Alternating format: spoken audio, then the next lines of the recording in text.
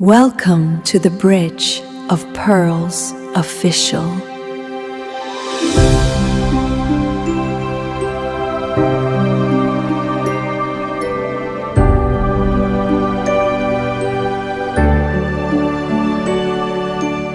Where every pearl carries a story of healing, wisdom, and light.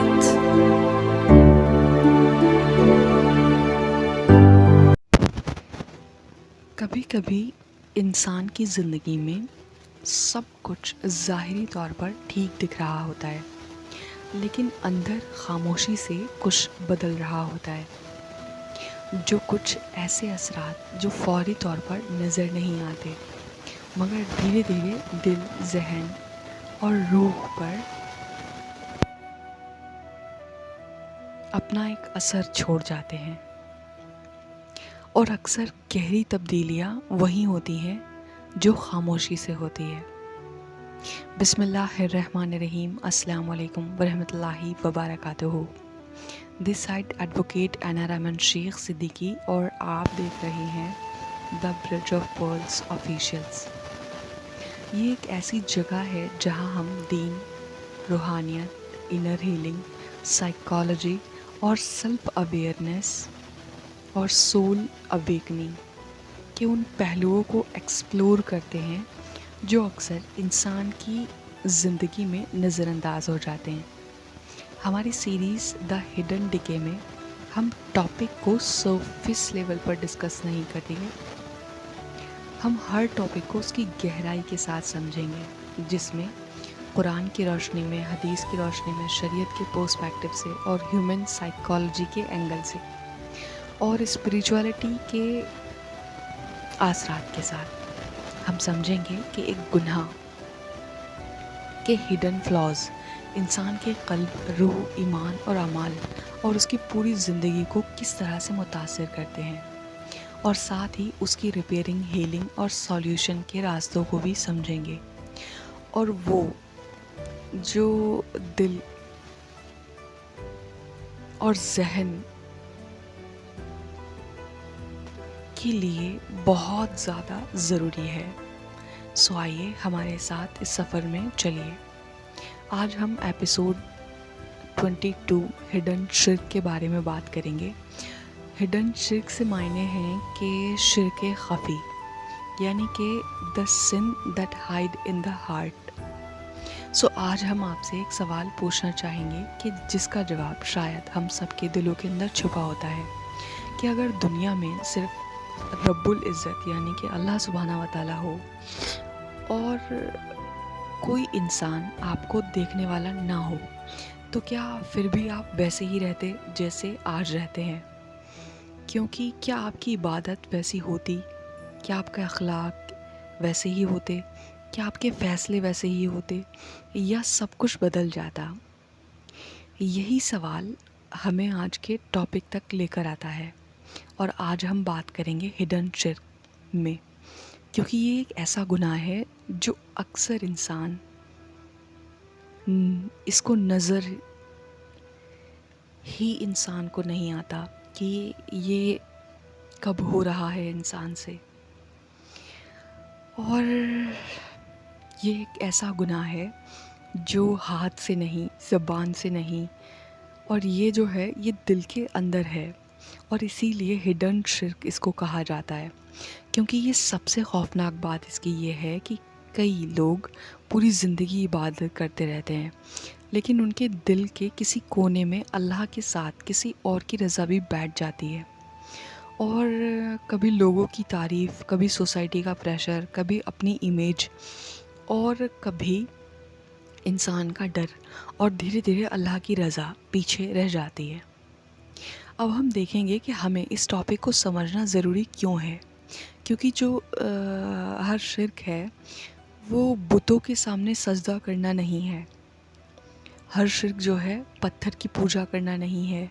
کبھی کبھی انسان اپنا نفس کا پجاری بن جاتا ہے، یا اس کا سب سے بڑا بت بن جاتا ہے اس کا نفس، اور کبھی کبھی انسان کی اپروول اللہ کی رضا سے زیادہ امپورٹنٹ ہو جاتی ہے، کیا کہ وہ اپنے نفس کو اہمیت دینا شروع ہو جائے، اور کبھی کبھی دنیا کا ڈر اللہ کے ڈر سے بڑا ہو جاتا ہے، اور یہاں سے ہڈن شرک شروع ہو جاتا ہے۔ اسی لیے ہم صرف یہ نہیں سمجھیں گے کہ ہڈن شرک کیا ہے، ہم یہ بھی دیکھیں گے کہ شرک خفی اصل میں ہوتا کیا ہے، قرآن میں اس کے بارے میں کیا کہا گیا، حدیث نے اس کو اتنا ڈرایا کیوں گیا حدیث میں، اور شریعت نے اس کو کس نظر سے دیکھا، سائیکالوجی کے مطابق انسان لوگوں کا اپروول کا غلام کیوں بن جاتا ہے، اور روح اور ایمان پر اس کا کیا اثر ہوتا ہے، اور دل کو صرف اللہ کے لیے خالص کیسے بنایا جائے۔ سو آئیے چلتے ہیں اب جو ہے آگے کی معلومات کے بارے میں۔ سو ہڈن شرک کیا ہے، سب سے پہلا یہ سوال آتا ہے، تو سمپل الفاظ میں اگر ہم دیکھیں تو جب اللہ کے ساتھ دل کے اندر کسی اور کو بھی وہ مقام ملنے لگے جو صرف اللہ کا ہے، تو وہاں پر ہڈن شرک شروع ہو جاتا ہے۔ یہ بالکل ضروری نہیں ہے کہ انسان کہے کہ میں اللہ کے ساتھ کسی اور کو مانتا ہوں، بالکل نہیں، کیونکہ کبھی کبھی وہ صرف اتنا کرتا ہے کہ لوگ کہیں گے کہ یہ اللہ کیا فرمائیں گے، اور اللہ کیا فرمائیں گے سے زیادہ امپورٹنٹ بنا لیتا ہے کہ کبھی انسان کے لیے اعمال کرتا ہے، لیکن کچھ لوگوں کو خوش کرنا چاہتا ہے، اور کبھی سچ جانتا ہے لیکن لوگوں کے ڈر سے وہ سچ کو چھپا لیتا ہے، کبھی اللہ کے حکم کو جانتا ہے لیکن سوسائٹی کے پریشر میں وہ بدل جاتا ہے، اور دھیرے دھیرے اللہ کی رضا نمبر 2 پر چلے جاتی ہے۔ اب ہم دیکھیں گے کہ ہڈن جو انسان ہے وہ ہڈن شرک کو اور اس کا شکار کیسے ہوتا ہے۔ سو نمبر 1 ہے لوگوں کا اپروول، جہاں پر انسان فطرت چاہتا ہے کہ لوگ اسے پسند کریں، اس کی تعریف کریں، اس کو ایکسیپٹ کریں، لیکن جب یہ اپروول اللہ کی رضا سے زیادہ امپورٹنٹ ہو جاتا ہے تو دل یہاں سے بیمار ہونا شروع ہوتا ہے۔ اب دیکھیں گے آگے کہ فیئر آف ریجیکشن میں تو کئی لوگ اللہ کے جو حکم ہیں وہ اس لیے نہیں چھوڑتے کہ وہ اسے غلط سمجھتے ہیں، بلکہ وہ اس لیے کہ لوگ جو ہے ان کا مذاق اڑا دیں گے اگر وہ بات کرے گا تو، سو دیٹ فیملی منع کرے گی، فرینڈس اس کے دور ہو جائیں گے، سوسائٹی ریجیکٹ کر دے گی، اور یہ بھی کہ ہڈن شرک کی ایک شکل بن سکتی ہے۔ اور جب انسان اللہ سے زیادہ لوگوں سے ڈرنے لگے تو ظاہر سی بات ہے کہ یہاں پر وہ خفی شرک کے بارے میں بات کی جا رہی ہے۔ نمبر 3 پر آتا ہے ایگو۔ کبھی ہڈن شرک جو ہوتا ہے وہ تکبر کی وجہ سے آ جاتا ہے، انسان چاہتا ہے کہ ہر جگہ اس کا نام ہو، ہر جگہ اس کی تعریف ہو، ہر جگہ اس کی امپورٹنس ہو، اور دھیرے دھیرے اللہ کی خوشی سے نہیں، وہ اپنی شہرت اس کا جو ہے مقصد بن جاتی ہے انسان کے لیے۔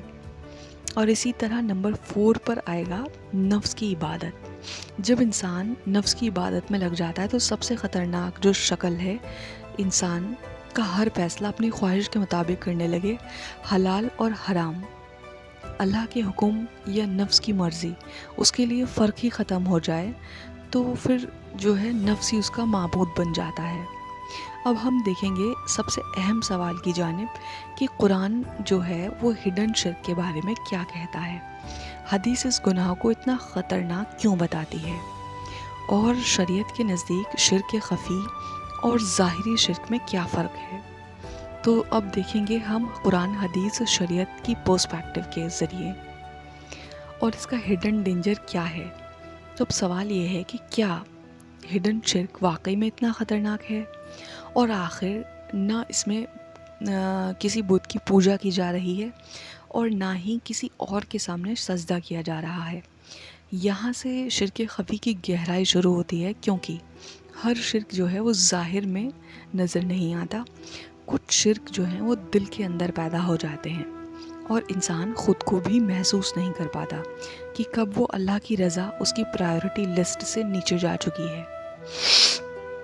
اب دیکھیں گے کہ قرآن ہڈن شرک کے بارے میں کیا کہتا ہے۔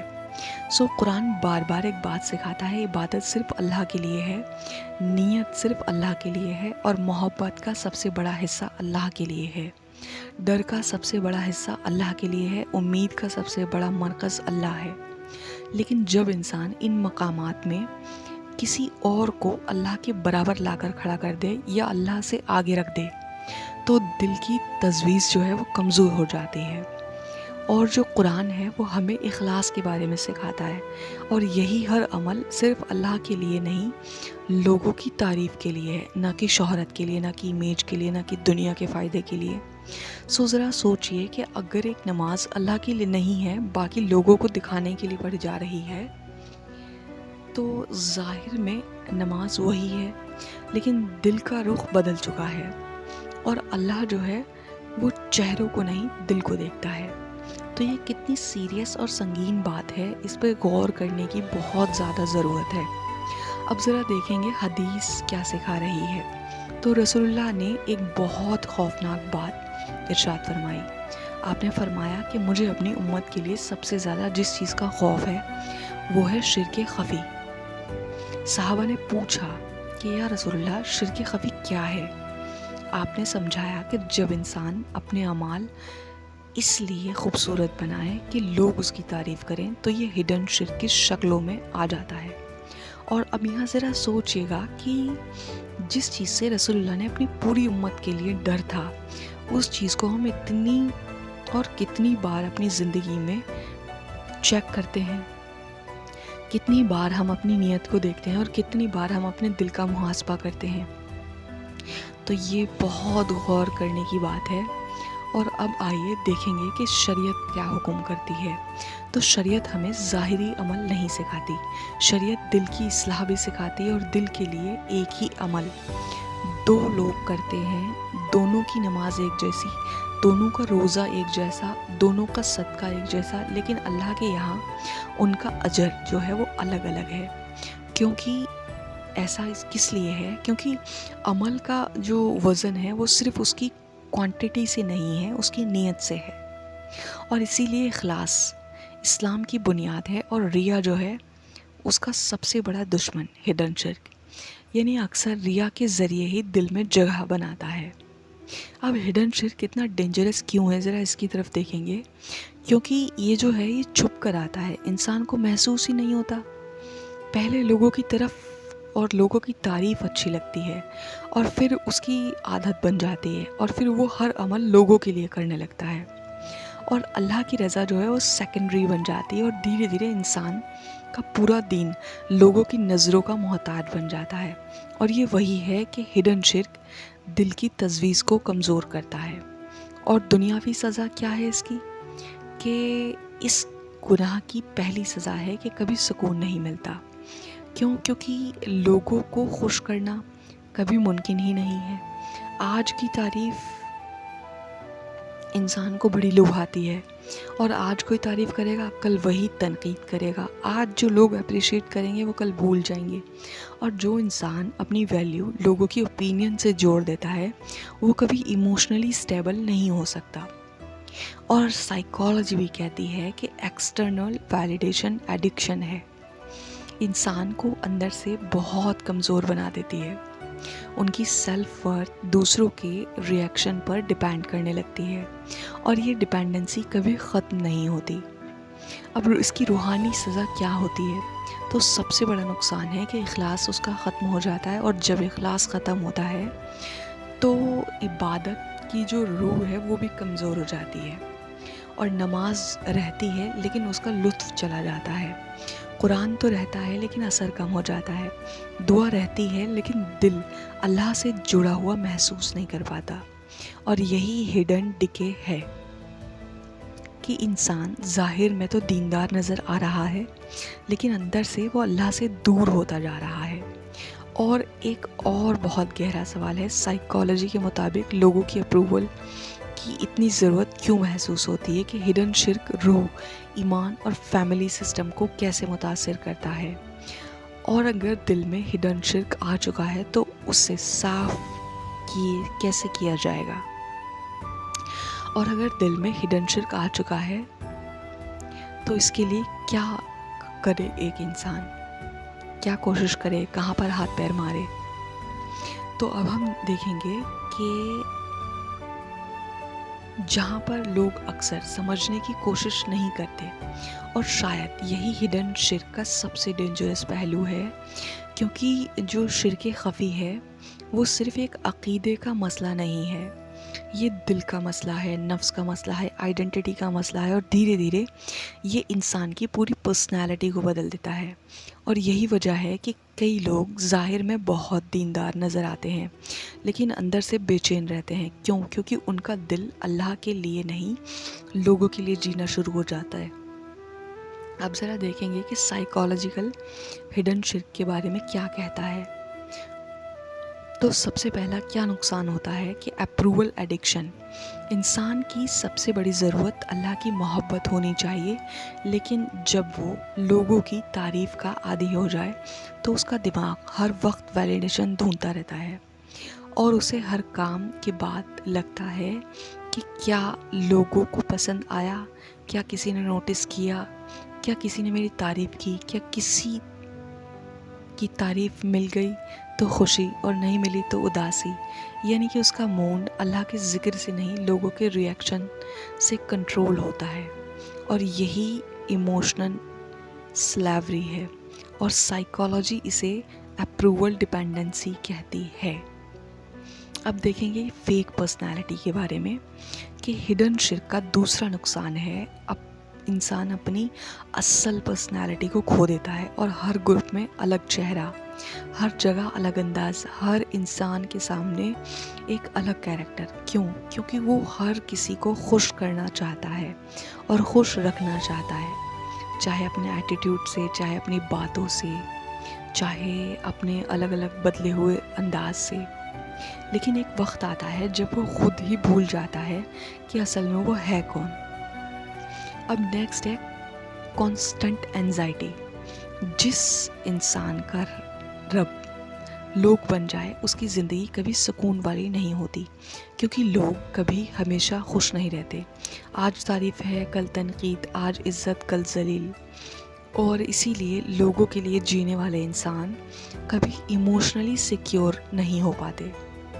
اس کا نروس سسٹم ہمیشہ ہر وقت الرٹ رہتا ہے، اور اسے ڈر ہوتا ہے کہ کہیں لوگ میرے بارے میں برا نہ سوچ لے، کہیں میری امیج خراب نہ ہو جائے اور میری رسپیکٹ کم نہ ہو جائے، اور یہ ڈر کبھی ختم نہیں ہوتا۔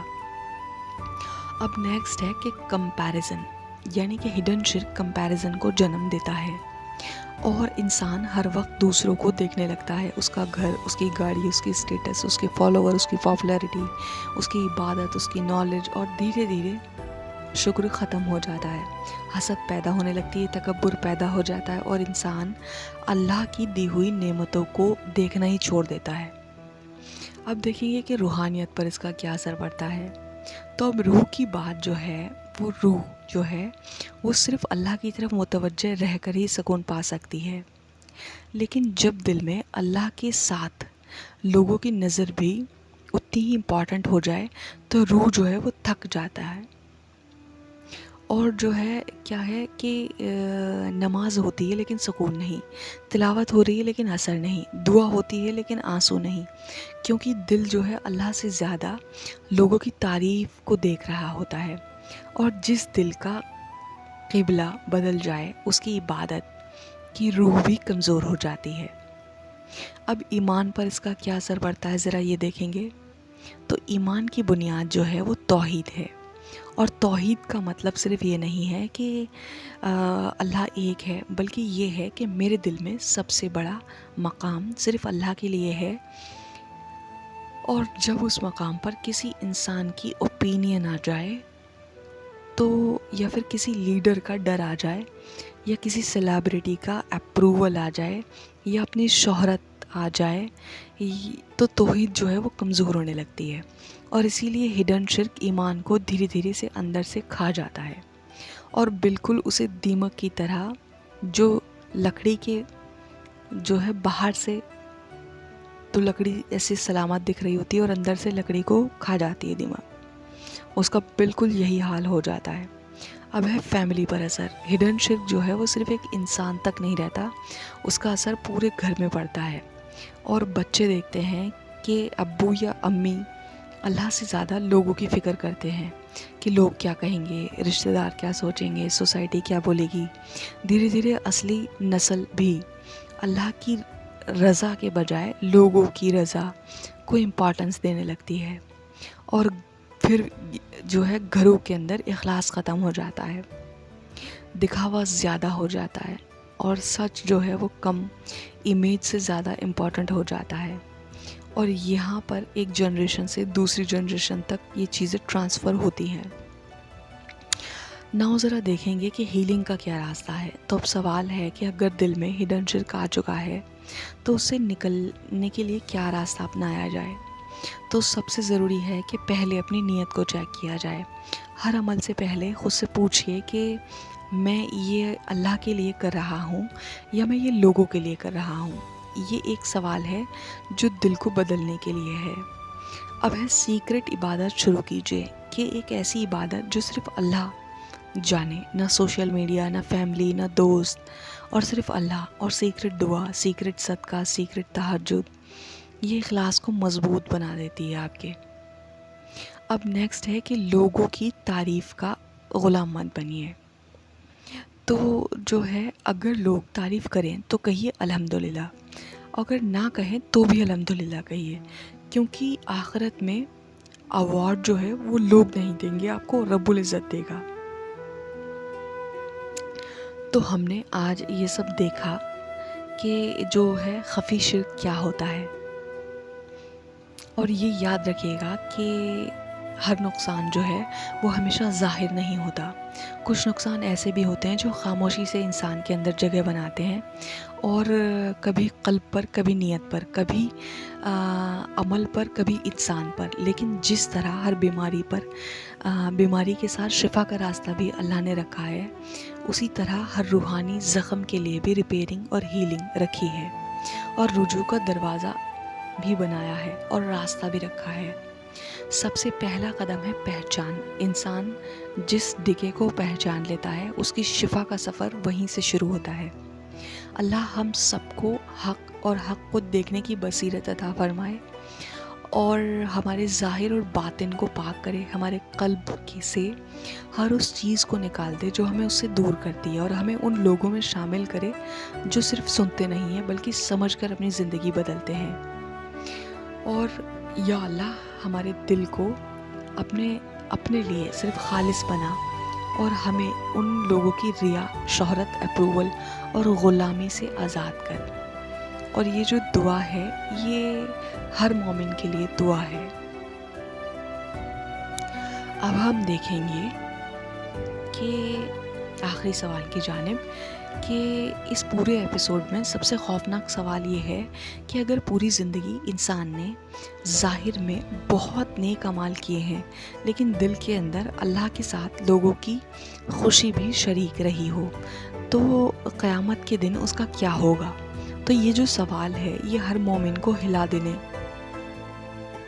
کے لیے ہے، اور ہلانا بھی چاہیے، کیونکہ ہم جو سب ہیں اپنی ظاہری اعمال کو تو دیکھتے ہیں لیکن اللہ جو ہے ہمارے دل کو دیکھتا ہے، اور جس دن پردے اٹھ جائیں گے تو اس دن صرف یہ نہیں دیکھا جائے گا کہ تم نے کیا کیا، بلکہ یہ بھی دیکھا جائے گا کہ تم کس کے لیے یہ سب کچھ کیا۔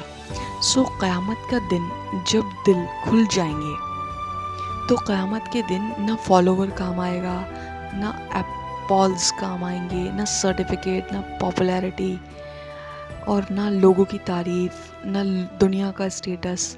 اس دن صرف اللہ کا فیصلہ ہوگا اور اللہ نیتوں کا حساب لیں گے۔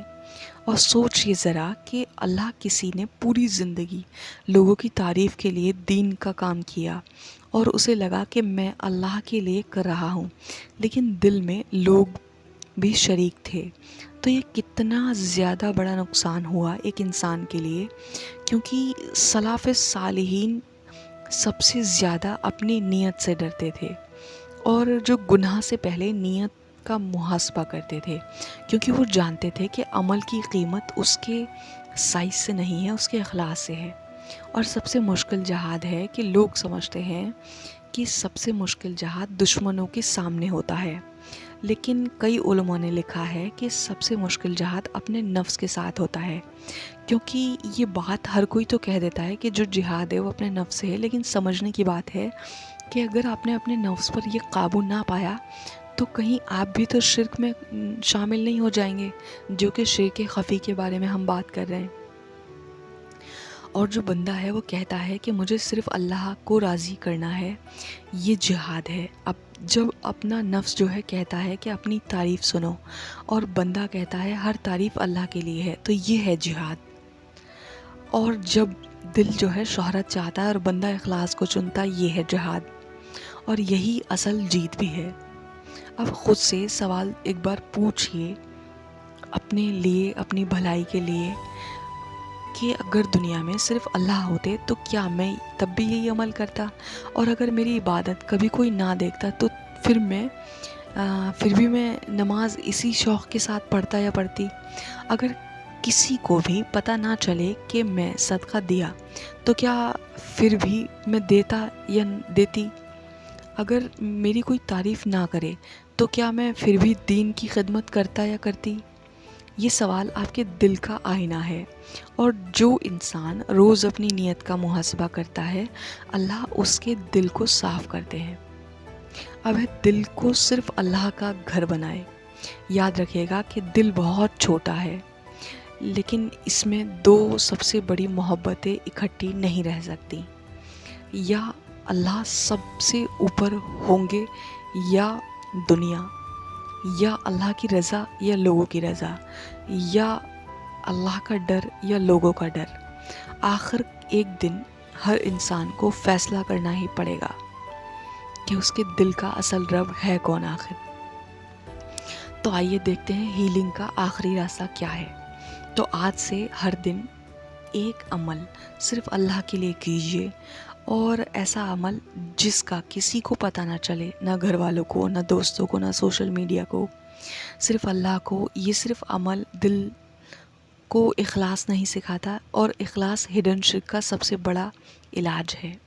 اپنی دعاؤں میں یہ ضرور مانگیے کہ یا اللہ میرے دل کو ہر چھوٹے اور بڑے شرک سے پاک کر دے، مجھے صرف اپنی رضا کا طالب بنا، میرے اعمال کو خالص اپنے لیے قبول فرما، اور مجھے لوگوں کی نظروں کا نہیں، اپنی نظر کرم کا محتاج بنا۔ اب ہم دیکھیں گے کنکلوژن کی جانب۔ تو آج کا ایپیسوڈ کا خلاصہ صرف اتنا ہے کہ ہر شرک بٹ سامنے سجدہ کرنا نہیں ہے۔ کبھی کبھی انسان کا دل ہی سب سے بڑا میدان امتحان بن جاتا ہے۔ ہڈن شرک چہرے پر نہیں لکھا ہے، وہ نیت میں ہے، اور محبت میں ہے، ڈر میں ہے، اور پرائیورٹی میں ہے۔ یاد رکھیے گا کہ اللہ کو آپ کو جو ہے پرفیکٹ ہونا نہیں چاہیے، اللہ کو چاہیے کہ آپ مخلص ہو جائیں۔ لوگوں کی تعریف کبھی جنت نہیں دلائے گی، لیکن ایک خالص نیت چھوٹے سے عمل کو بھی اللہ کے نزدیک پہاڑ بنا سکتی ہے۔ اللہ تعالیٰ ہمارے دلوں کو شرک خفی سے محفوظ رکھے، ہمارے اعمال کو صرف اپنے لیے خالص بنا دے، ہمارے دلوں کو توحید کی روشنی ہمیشہ زندہ رکھے، اور ہمارے دلوں میں اللہ اپنی روشنی کا علم عطا کرتا رہے، اور ہمیں براہ راست رکھے، اور ہمیں ان لوگوں میں شامل کرے جن کے ہر عمل کا مقصد صرف اللہ کی رضا ہے۔ آمین یا رب العالمین۔ السلام علیکم ورحمۃ اللہ وبرکاتہ۔